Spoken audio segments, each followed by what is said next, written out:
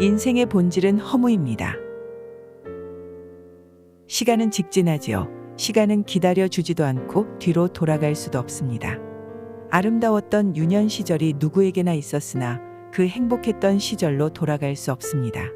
인생은 덧없을 뿐만 아니라 짧습니다. 그리고 결국에는 인생의 끝에 도달하게 됩니다. 모든 것을 다 가졌던 이스라엘 솔로몬 왕이 있었습니다. 날마다 진수성찬의 연회에도 금은 보화는 쌓여가고 나라는 태평성되었습니다. 솔로몬의 지혜를 보고 싶어서 먼 외국에서까지 찾아왔습니다. 이런 솔로몬 왕이 말년에 말합니다. 전도서 1장 2절과 14절 말씀입니다. 전도자가 이르되 헛되고 헛되며 헛되고 헛되니 모든 것이 헛되도다. 내가 해 아래에서 행하는 모든 일을 보았노라. 보라, 모두 다 헛되어 바람을 잡으려는 것이로다. 모든 것을 다 가졌던 왕이 인생의 모든 여정을 마무리하며 하는 고백입니다. 모든 것이 헛되다는 것입니다. 바람을 잡으려는 것처럼 헛되다고 합니다. 인간이 그렇게 바라고 바라는 부와 명예와 지혜를 다 가졌던 솔로몬은 왜 언제 모든 것이 헛되다고 했을까요? 죽음 앞에서 죽음을 만났을 때입니다. 죽음을 만나면 누구나 모든 것을 내려놓고 흙으로 돌아가야 합니다. 죽음 앞에서 허무할 수밖에 없습니다. 솔로몬이 가진 모든 것도 죽음 앞에서는 아무것도 아닙니다. 그래서 인생의 본질은 허무입니다. 죽으면 그만이지. 우리는 죽음 앞에서 체념합니다. 나이가 지긋한 어르신들이 종종 하는 말이 있습니다. 늙으면 죽어야지, 빨리 죽어야 하는 데입니다. 죽으면 그만이라는 생각입니다. 죽으면 다 사라지고 아무것도 없다고 생각합니다. 그러나 우리는 살고자 합니다. 병들면 죽음을 늦춰보겠다고 애를 씁니다. 누구나 다 그렇습니다. 살고 싶어 합니다. 그러나 모두 죽음을 맞이하게 됩니다. 예외는 없습니다. 죽음 앞에서 인생은 허무합니다. 허무를 극복하는 실체가 있습니다. 허무를 극복하지 못하면 내일도 생각할 것 없고 오늘 이 순간만 생각하게 됩니다. 그러나 중요한 것이 있습니다. 인생은 허무로 끝나지 않고 허무를 극복하는 실체가 있다는 것입니다. 그것은 영원히 사는 하나님 나라입니다. 내가 보지 못했다고 아무리 부인해도 영원한 생명과 하나님 나라는 존재합니다. 죽어서 돌아가야 할 세상이 존재한다고 성경은 분명히 말하고 있습니다. 우리가 돌아갈 영원한 나라가 있습니다. 오늘의 허무와 슬픔을 기쁨으로 바꿀 수 있습니다. 바로 돌아갈 고향이 있을 때입니다. 돌아갈 영원한 나라가 진짜 세상입니다. 진짜 세상인 영원한 나라는 죽었을 때 만나게 됩니다. 지금이 꿈꾸는 것이고 죽음 이후가 꿈이 확 깬 상태라는 것 알고 있나요? 꿈속은 어떤가요? 선명한가요? 아닙니다. 다 알지도 못하고 말이 안 되는 상황의 연속입니다. 그렇다면 지금 여러분 모든 것이 선명한가요? 아니지요. 그런데 죽음에서 깨어보면 그때는 선명하게 알게 됩니다. 내가 영원히 사는 존재였다는 것을 선명하게 알게 됩니다. 하나님이 눈에 보이는 현실로 돌아간 것입니다. 우리는 사람이 죽으면 돌아가셨다고 말합니다. 원래 왔던 곳으로 돌아간다는 의미입니다. 우리 모든 인간은 돌아가게 되어 있습니다. 그런데 이것을 모르고 살아가는 사람들이 있습니다. 돌아갈 고향이 분명히 존재하지만 돌아가지 못하는 사람들이 있습니다. 우리는 태어나서부터 하나님이 없는 세상만 살았습니다. 죽음 이후에 관한 생각 없이 고민 없이 산 것입니다. 인간이 영원히 사는 존재라는 걸 모른 채 살았습니다. 그러나 분명한 것은 인간은 태어났을 때부터 영원히 살도록 지어진 존재입니다. 이런 사실을 왜 몰랐을까요? 들어본 적이 없어서입니다. 내 생명의 본질에 대해서 말해준 사람이 없었기 때문입니다. 분명한 것은 나를 지으신 분이 인간은 영원히 사는 존재라고 말하고 있습니다. 인간은 영원히 사는 존재입니다. 죽음이 끝이 아니라는 말입니다. 이것을 모르면 한 번 죽으면 끝이라고 생각합니다. 그러나 내가 영원히 사는 존재임을 믿지 않아도 그 사실은 변하지 않습니다.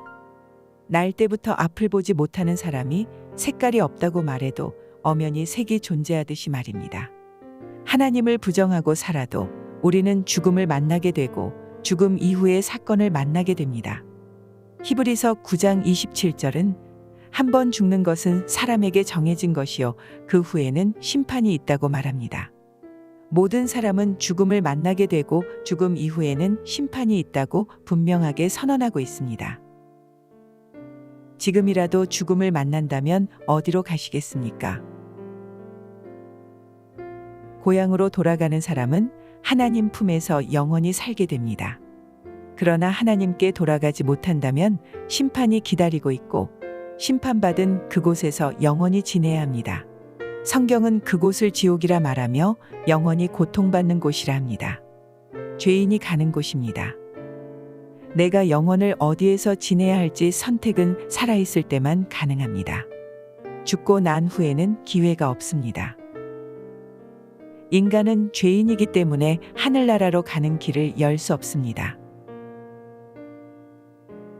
다시 돌아가야 할 그 고향에 누군가는 돌아갈 수 없다고 성경은 선언합니다. 하나님 나라에 들어가기 위해서는 자격이 필요합니다. 은행에서 대출받기 위해서도 자격을 갖추어야 합니다. 은행이 원하는 서류 심사 조건에 맞아야 합니다. 그래야 돈을 줍니다. 진짜 고향인 하나님이 계신 그곳에 가기 위해서는 자격이 필요합니다. 심사에 합격해야 합니다. 하나님 나라에 들어가기 위한 조건은 딱 하나밖에 없습니다. 죄 없는 의로운 사람만 들어갈 수 있습니다. 들어가지 못하는 이유는 유일하게 단 하나입니다. 죄입니다. 죄가 무엇일까요?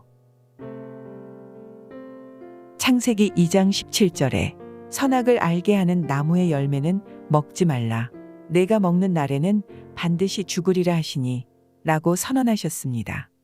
선악과를 먹지 말라는 말씀은 많은 의미가 있습니다. 첫사람 아담은 모든 것을 마음대로 할 수 있었고 선악과를 제외한 모든 것을 먹을 수 있었습니다. 이런 아담이 기억해야 할 것은 하나님이 누구신지를 분명히 아는 것이었습니다. 하나님은 창조주시고 자신은 피조물임을 기억할 수 있도록 돕는 경계선이 선악과를 먹지 말라는 명령이었습니다. 이 명령을 지킴으로 하나님을 창조주로 고백하고 하나님의 사랑에 대한 자신의 사랑을 고백할 수 있었습니다. 하나님의 뜻에서 벗어난 것이 죄입니다. 아담은 자신의 자유의지로 먹지 말라 금하신 말씀을 어겼고 그래서 죄인이 되었습니다. 죄로 말미암아 죽음이 세상에 들어오게 된 것입니다. 죄의 심판이 선언된 이후 아담의 후손인 우리는 죄인의 자녀로 죽음이 선포된 상태로 태어났습니다. 우리는 아담의 불순종으로 인한 범죄와 내가 지은 죄를 더한 죄인입니다. 하나님은 죄를 행위로 짓는 것뿐만 아니라 마음으로 짓는 죄도 죄라고 합니다. 거짓말하고 남을 속이고 미워하고 욕하는 것까지 다 죄라고 합니다. 하나님 나라에 갈 수 없는 죄입니다.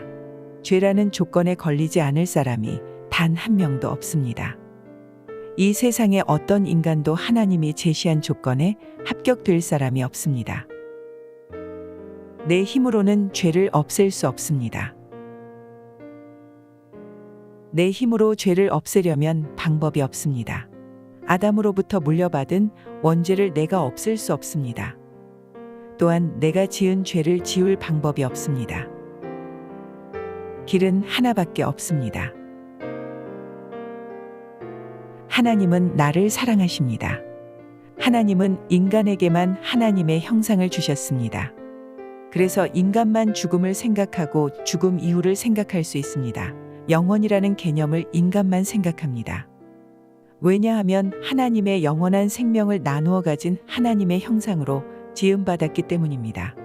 예수님은 제자들에게 내가 너희를 위하여 내가 거처를 예비하러 간다 라고 말씀하십니다. 예수님이 나를 위해 예비하신 거처는 하나님 나라에 있습니다. 거처를 예비하시고 나면 우리를 부르러 오십니다. 재림하십니다. 하나님 나라에 영원히 살게 해주십니다. 그렇다면 우리 인생이 허무할까요? 허무하지 않을까요? 우리가 허무하다고 느낄 때는 다 잃어버렸다고 생각할 때입니다. 붙잡혀지지 않기 때문에 허무한 것입니다. 그래서 인생은 허무합니다. 그런데 하나님 나라에 가는 그 순간 모든 허무가 다 채워지게 됩니다. 모든 것이 만족함으로 채워지게 됩니다. 허무가 있을 수가 없습니다. 돌아갈 고향, 하나님이 나를 위해 만들어 놓으신 진짜 고향인 그 거처에 내가 갈 수만 있다면 내 인생의 허무는 존재하지 않습니다. 영원한 행복이 올 수밖에 없습니다. 성육신하신 예수님. 하나님께서는 우리가 고향으로 가는 길을 열어주기 위해서 이 땅에 오셨습니다. 아들 하나님이신 예수님께서 우리와 똑같은 사람의 몸을 입고 오셨습니다. 우리는 예수님에 대해서 알아야 합니다. 예수님은 내가 지은 죄의 값을 지불하신 분입니다. 예를 들어 내가 은행에 갚아야 하는 100억이라는 빚이 있다고 합시다. 나 개인에게는 평생을 일해도 다 갚을 수 없는 액수라고 합시다. 그런데 나를 잘 알고 사랑하는 어떤 큰 부자인 지인이 아무 대가 없이 나의 빚을 다 갚아주었다면 나는 은행에 더 이상 빚이 있는 사람이 아닙니다. 내 힘으로 해결하지 못하는 빚을 다른 사람이 대신 갚아준 것입니다. 이처럼 나의 죄값을 갚아주기 위해서 아들 하나님께서 인간의 몸을 입고 이 땅에 오셨습니다. 십자가에 돌아가신 예수님. 아들 하나님이신 예수님께서 2000년 전 십자가에서 우리의 죄를 다 용서해 주셨습니다. 나의 죄값을 다 지불해 주셨습니다. 내 죄로 내가 죽어 심판받아야 하는데 예수님께서 나 대신 십자가에서 죽으시고 죄값을 지불하셨습니다. 예수님은 나의 죄를 위해 대신 죽으신 것입니다. 하나님 나라에 가기 위해서 내가 해결할 수 없는 죄의 문제를 예수님께서 2000년 전 십자가에서 죽으심으로 해결해 주셨습니다. 십자가 사건은 시간과 공간과 물질을 초월하는 초자연적 사건입니다.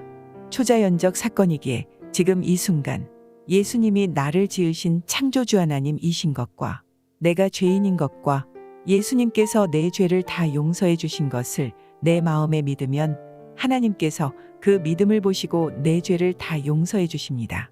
이것은 믿음으로 만나는 것입니다. 부활하신 예수님. 죄 용서로만 끝나면 안 됩니다. 예수님께서 내 죄를 용서하시기 위해 죽은 것으로만 끝나지 않습니다. 예수님께서 돌아가신 것으로 끝나면 죄 용서로만 끝나는 것입니다. 그런데 인간은 영원히 삽니다. 영원히 살기 위해서는 죽으신 예수님이 부활해야 합니다. 그래서 예수님은 죽음을 깨뜨리고 부활하신 것입니다. 부활하셨다는 것은 죽음이 예수님을 붙잡지 못하는 것을 보여주는 것입니다. 세상에서 4대 성인 중에 내가 길이요, 진리요, 생명이라고 말한 사람은 없었습니다. 죽었다가 다시 산 사람도 없습니다. 그래서 예수님께 믿음을 두는 것입니다. 예수님께서는 영원히 사는 것을 증명해 주셨습니다. 고향으로 돌아가는 방법. 하나님께 가는 방법을 알아야 합니다. 독생자 예수 그리스도를 보내주셨고 예수님께서 내 죄를 다 용서해 주셨고 부활하셨다는 것을 믿는 사람만 그 나라에 갈 수 있습니다. 돌아갈 고향이 있는 사람은 죽음을 대하는 자세가 다릅니다. 하나님을 믿지 않는 사람에게 죽음은 공포입니다. 그러나 하나님을 믿는 사람에게 죽음은 축복입니다. 하나님을 믿는 사람에게는 자신을 데리러 온 천사를 기쁨으로 맞이하게 됩니다. 이 세상의 생명이 끊어지는 임종의 그 순간에는 영적 존재를 보게 됩니다. 인간으로 살아오면서 보지 못했던 영적 존재를 보게 됩니다. 하늘에서 하나님이 자기를 반겨주고 천사들이 기뻐하는 그 모습을 보게 됩니다. 아무런 기운이 없이 죽어가는 그 순간 어디에서 힘이 났는지 죽음을 거부하고 몸부림치며 죽음을 맞이하는 분들도 계시고 웃으며 호흡기를 스스로 벗고 잠들듯 돌아가신 분도 계십니다. 자신의 임종을 지키는 자녀에게 천사가 왔다고 하며 환한 미소로 돌아가신 분도 계십니다. 죽음을 대하는 자세뿐만 아니라 실제 죽음도 다릅니다. 우리는 영원히 사는 존재입니다. 그러나 어디에서 영원을 지내느냐는 큰 차이이며 중요한 문제입니다. 인생에서 가장 가치 있는 것은 내가 돌아갈 고향이 있다는 것, 내가 영원히 사는 존재라는 것을 아는 것입니다. 이것이 인생에 가장 가치 있는 것입니다. 이것이 소망이고 행복입니다. 이 복음을 만나는 여러분이 되기를 바랍니다.